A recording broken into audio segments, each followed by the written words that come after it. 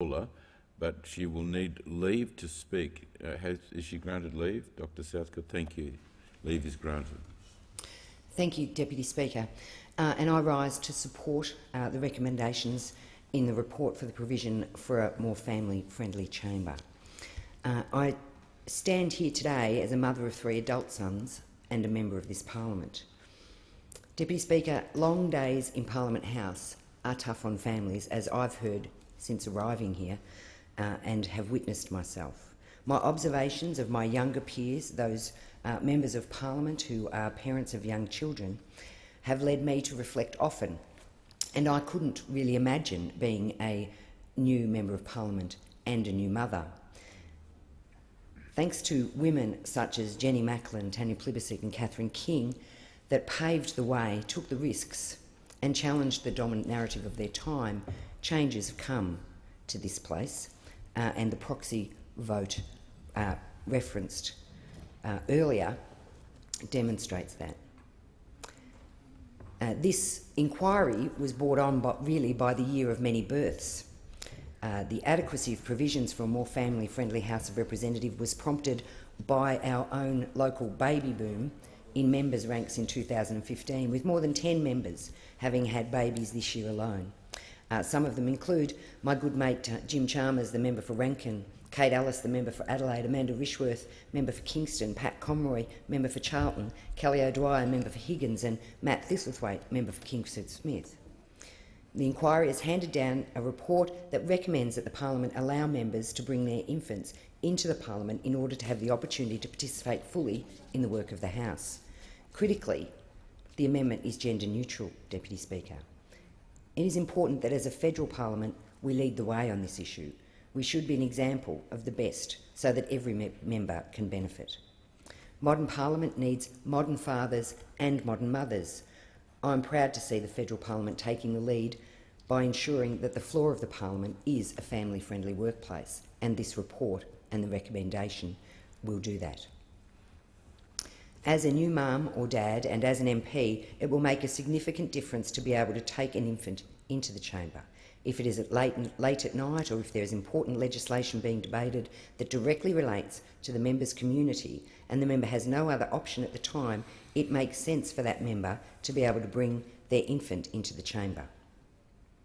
The change recommended to standing orders reflects modern community expectations.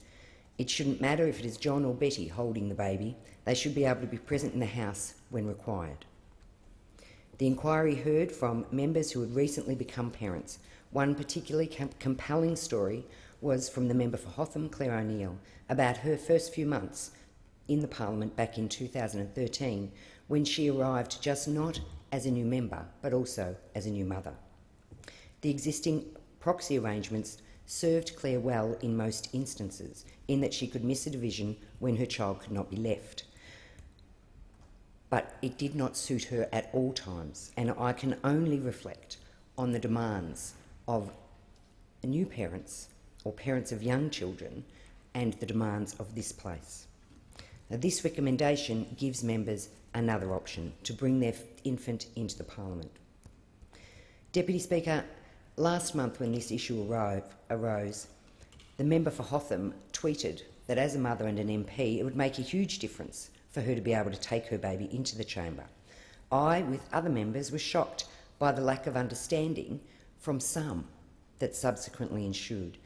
One comment stands out. The tweet read, "Politicians get paid enough for childcare, get on with the job." Deputy Speaker, this reflects a clear lack of understanding of the work of the Parliament and of members. This amendment, this recommendation, shows family-friendly leadership that supports members and ensures that being a modern parent doesn't preclude or deter parents from running for Parliament and representing their communities. And the hours that people work here are long. On any morning arriving before 7 a.m, I can pass members with their infants also arriving and see members and infants across the day and well into the night. Childcare may be an option at some stages and some parts of the day, but not from 7 a.m. to 11 p.m. or later.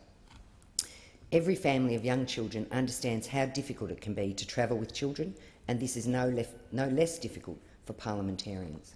So although in the recommendations of this report we are making a change that will assist parliamentarians, there is more that we can do as a parliament about the practical support needed for members and children, things like the provision of cars with appropriate child car seats and restraints, such a small practical thing but something that can be an extraordinary burden for young parents.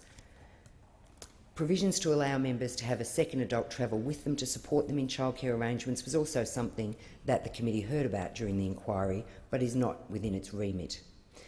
But there is more we can do, but this is a great start. Deputy Speaker, I would like to thank the members of the Procedures Standing Committee, many of whom are grandparents and have raised their children while being members of this place.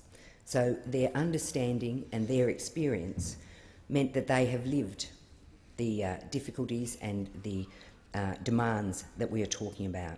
It was a pleasure to be involved in a process that was not controversial, where all worked together for the betterment of parents.